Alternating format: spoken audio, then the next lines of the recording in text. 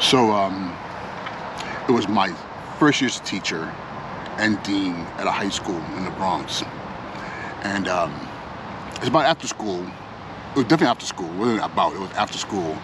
And let's say about 3:30-ish. And it had been a very good day, actually. There wasn't a lot of drama on campus. And as a dean, I was just like, okay, this is one of those days I get to go home early, right? So I wrap up some things in my office, and then I'm in the hallway having a conversation with one of my classmates, one of my fellow teachers. And this is a teacher that I co-taught with because my license was in special education. So he and I co-taught. So here we are after school, and we're in the hallway, you know, with our bags and everything. I have my jacket on. It's probably sometime in the fall. I remember it being kind of cold outside. And we're standing there and we're talking, and here comes one of our students. And for the sake of this conversation, this student will be named Chris. Here comes Chris down the hallway. The thing about Chris is one of those students where, you know, I wouldn't say it's hit or miss, but he definitely had good days and bad days. I would say 60-40. For the most part, he was a chill dude, didn't really get into much. But on the other side of the coin, he did kind of get into it with some of his classmates. In all reality, Chris was a Crip, and that was his gang affiliation. And of course, on a campus that had a plethora of gangs, you know, you're always gonna have problems with somebody. But for the most part, cool dude. He walks up to us and he's talking to us, and he's like, you know, yo, what's good, Dean, you know. And back then I was Dean Lawrence because I went by my last name because I had this thing in my head that in joke it was to be too hard for kids to say, which is weird, but it's only 5 letters, it's not that complicated. He was like, what's going on, Dean Lawrence? He saw the other teacher who I would respect his identity and say, what's going on, Mr. So-and-so? So we're in the hallway talking, and as you would have from time to time, you have, you know, teachers and students kind of like in those spaces of just, you know, it's non-instructional, you're kind of like in a very social context. So I took the opportunity, my colleague and I took the opportunity, and actually I'm gonna call my colleague Mr. Brown. So Mr. Brown and I took the opportunity to talk to Chris, like, hey, how you doing? We see that you're doing better, you're making better decisions, you know, we're proud of you, you know what you do, you know. And I think at the time Chris was a junior. So he's like, what are your plans? You know, are you gonna apply to college? You're really smart. And we're having that kind of banter back and forth. Yeah, we're cracking jokes. It was a very light-hearted space. 2 black men, myself, Mr. Brown, and Chris, a young black man, that we're trying to guide in the right direction. So we're standing there. I'm wearing my jacket because I have my jacket and my satchel. Mr. Brown has his bag in his I think he had a little like briefcase or so.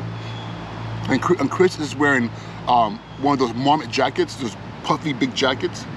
And I mean, the conversation is lighthearted, is going really, really well. So I don't know who cracked the joke. It might have been me, it might have been Mr. Brown, or maybe it might have been Chris. So we were all laughing, and Chris is really laughing hard, right? And all of a sudden I heard like a thump on the ground. Chris is still standing, I'm standing, Mr. Brown is standing, and I'm like, I look down to the floor, and there is a brick.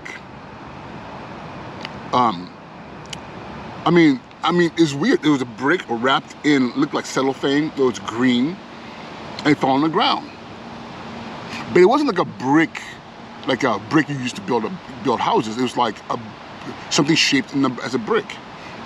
And I look up at Chris. He looks at me, and he looks mortified, like scared to death. Like, this kid is about my complexion, if not a little bit darker, and you can see the pale in his face. And Mr. Brown's looking, and he's trying to figure out what that thing is on the floor, and he has no clue. I'm looking on the ground, and I'm thinking to myself, this is not good. This is not good at all.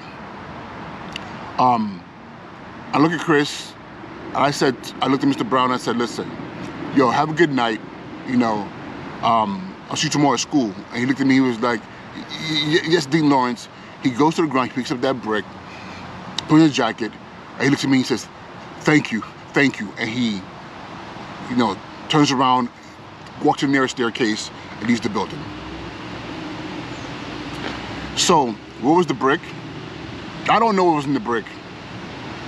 I don't know whether it was foam, whether it was confetti. I don't know what was in the brick. But I do know the neighborhood that I grew up in. I know the grim neighborhood that he was in, and I know the fear I saw on his face. Our kids are often involved in situations by no choice of their own. And this is one of those situations that I had a feeling in my gut. Whatever was in that brick and the fear that was in Chris's face told me that I need to let this young man just leave the building. Because I was not interested in getting a phone call or hearing that something happened to Chris. Because whoever that brick belonged to, whatever was in there, ended up taking his life. Because I made a decision to go further than I needed to in that moment in time. I was a dean at the time, and I've always pondered in that situation because as I became assistant principal, I became a principal, I asked myself, if I went back into town, would I have done the same thing? Would I have grabbed the brick and asked, what is that? Would I have inquired further in that moment after school with, with an empty building, people leaving, if I had gone further, would I have gone further? And looking back, I made the right call. I made the right call. Because Chris ended up graduating. Chris ended up going to college. And I don't know what Chris is today, but I'm pretty sure he's doing really well. And that is my primary responsibility, the safety of our children. Now, in a different scenario, different timing in the building and with everything else, my decision might have been different. But at that moment in time, I believe I made the right decision. As school leaders, often we get caught up in a situation like this. I'm not gonna ask any of you to share any of your stories.